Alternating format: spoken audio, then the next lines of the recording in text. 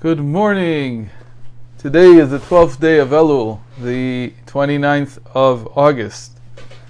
And we're off to a late start this week. And we're on the third reading of Parashat Kitavo. And this is a very important reading as it sets up basically the relationship, which we've already seen, but here we're going to get a lot more information about it. The special relationship between the Jewish people and God.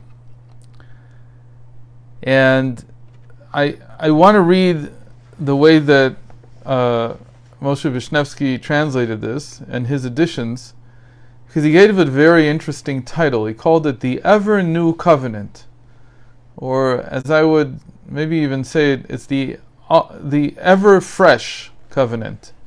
It's always new. There's a whole topic in terms of covenant. Covenant means that you forge a relationship between two people or two parties, and the relationship is such that it will never be severed, even if there is good reason to.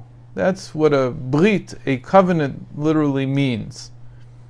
Normally, covenants were set up between people. And so the idea of setting up a covenant between people was that during their lifetime, they wouldn't sever their special connection. They would always have a special relationship with one another, regardless of what came to pass.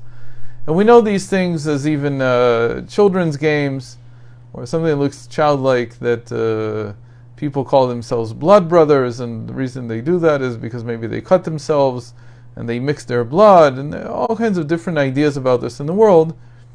But the goal is always the same. It's to cement a past relationship. It's to make sure that this relationship never breaks apart. What does it mean to have an ever new covenant? What in the world does that even mean?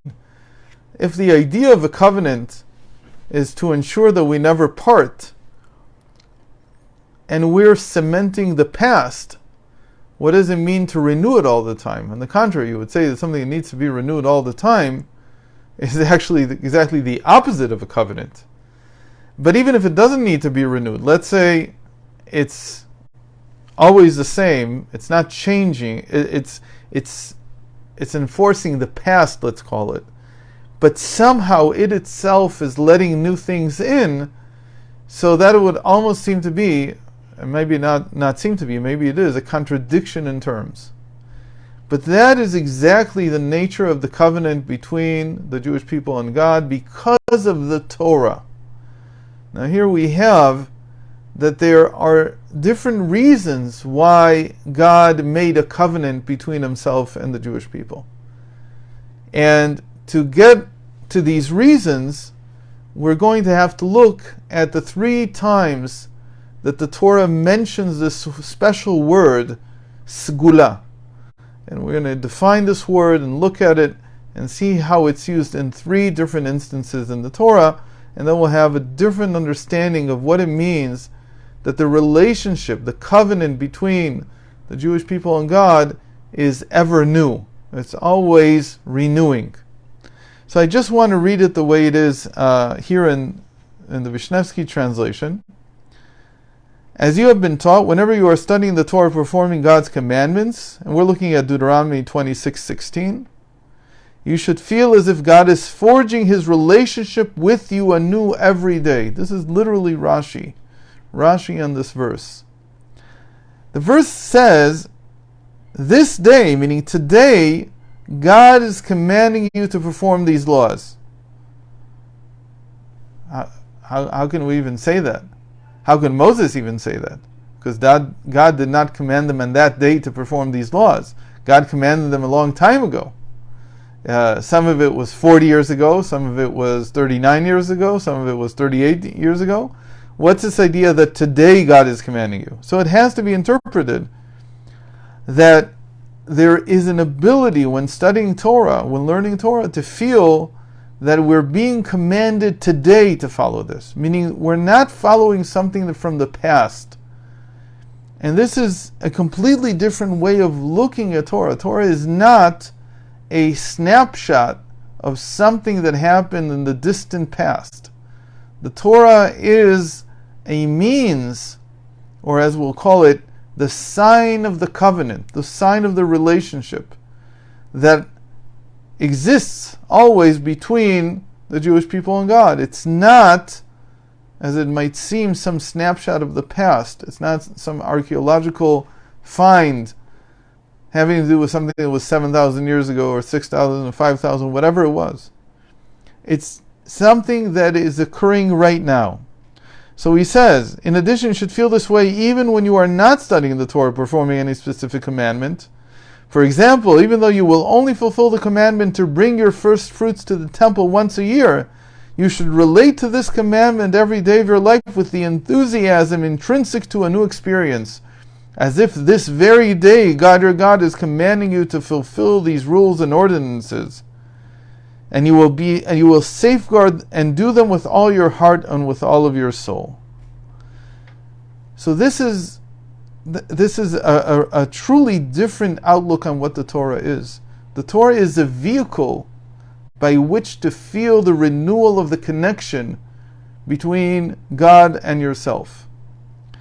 Similarly, he says, today, that is every day, you have singled out God from all other deities to be your God, meaning that you have undertaken to walk in His ways, to safeguard His rules, commandments, and ordinances by studying how to perform them and how to obey them. If you behave in this manner, God will reciprocally behave toward you each day as if He has set you apart today, that is, that very day, the day that you're in right now, from all other nations, to be His treasured people, just as He spoke concerning you, to safeguard all His commandments by studying how to perform them. And so the feeling of everything renewing is passing through this word of being a treasure. And another way of saying the word in Hebrew is segula. And it's a very hard word to translate. It's even hard for Hebrew speakers to define it. But segula literally means something that is sequestered apart, that is set apart, something that you don't use, something that is precious to you. Here he translated like a treasure. But the idea here is that this word guides us in understanding the nature of the covenant between God and the Jewish people. So here in this particular reading, in our reading today, the treasure means that the Torah constantly feels like it is something new. It's constantly feeling like it's been given to me today, not so many thousand years ago. Now, the previous two times that this word treasure, segula, appeared, and it also appeared in similar contexts, but it described the covenant in a different way. And so, the previous times are in Exodus 19:5 and in Deuteronomy 7:6. And let's see them.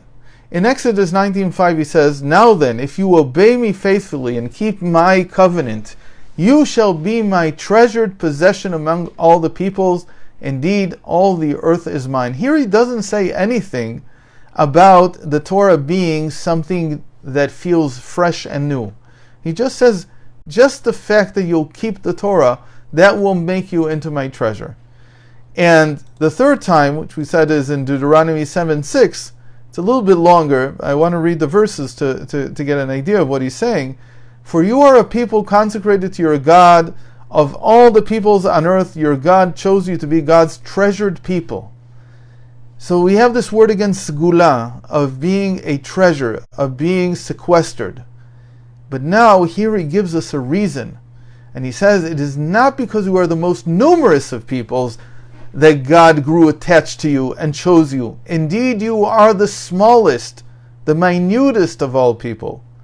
But it was because God favored you and gave the oath made to your fathers that God freed you with a mighty hand and rescued you from the house of bondage, from the power of Pharaoh, king of Egypt.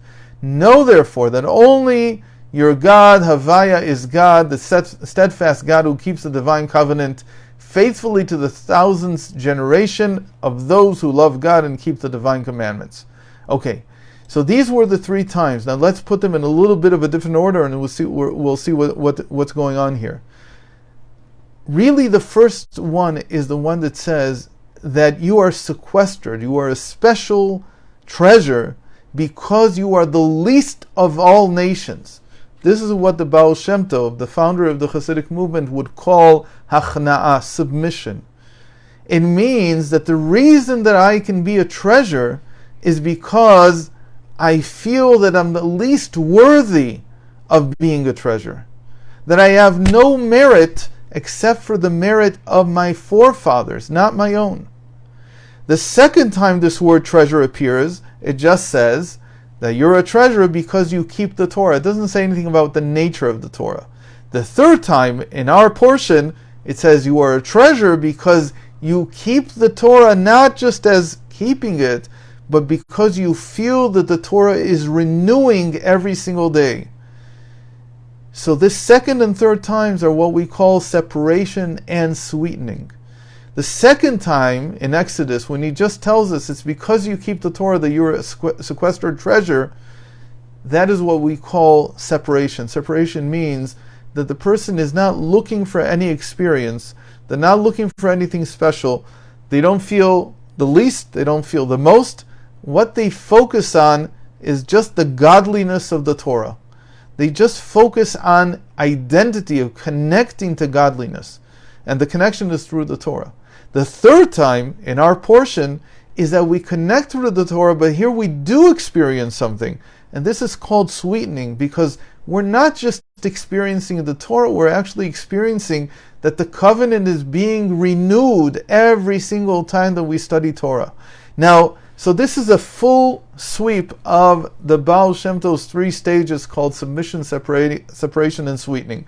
First, you submit in the sense that the covenant you made with me, the reason I'm a treasure is not because of me. I'm submitting in the sense that I am the least. I don't feel myself to be anything special. The second time, I'm identifying with the Torah itself. I'm identifying with godliness. That's called separation. And the third time is when there's a sweetening of all this, and you feel that every time that you study Torah, you're actually renewing the covenant and feeling the Torah was given to you today. That's called sweetening, and that's in our portion. Now, the reason this is so important is because you can look at the Torah as some kind of source of authority, and that won't be incorrect. But that is looking at the Torah from the point of view of separation, where the Torah is just something that God gave in order to enact the covenant a long time ago between us and Him. But today's reading is coming and saying that you can look at the Torah as much more than that, not just as some source of authority from long past years, but rather it's a source of renewal. It's a source of new knowledge. Now, what would be the difference? The difference is that if you have an old source, like let's say you look at the United States Constitution and you say, I want to run a country today, 250 years later, with a document that's 250 years old. So hopefully the document can be interpreted in such a way that it becomes relevant. Hopefully that can happen. But it's very uncommon for someone to come and say, this document is what inspires me all day long. There might be a few judges who say that, but most people won't. But with the Torah, we have a document that's 3,300 years old, and it inspires every single day when you read it. It's not just the covenant that was forged 3,300 years ago at Mount Sinai. It's a covenant that's being forged every single day, but you have to go through the whole process for that to happen. You first have to submit in the sense that I am not worthy of even having this covenant with God, this feeling of being a sequestered, treasured people. Then I only do it because God gave me the Torah and I identify with that as something that happened. And then if you perform both stages, then you can come to the third stage, which is what today's reading is about. that every time that you open up the Torah, it becomes a source of inspiration today. I don't know of many documents that are 3,300 years old in the first place. I certainly don't know of any that can inspire at a level that is simply unmatched and continues to inspire so many people everywhere around the world, and especially when it comes to what it means to lead a sanctified life, what it means to lead a sequestered life in the sense of being something special, being some kind of treasure that is set apart and can achieve a different level of relationship with God. So this is in a nutshell, this idea of what it means to be a sgula, what it means to be a treasure, that you can go through all three stages and come to the feeling that the Torah is being renewed for you every single day, and therefore your covenant with God is being renewed every single day. You don't need a new covenant in any sense. And as the founder of Chabad, the Alter Rebbe, was commonly said, there will not be a second giving of the Torah because it's not needed. It won't be a second covenant. You don't need it because the covenant itself is renewed every single day through the Torah itself. So thank you very much for joining, and I hope we'll continue the rest of the week on schedule and have all our small meetings. Have a good day, everyone.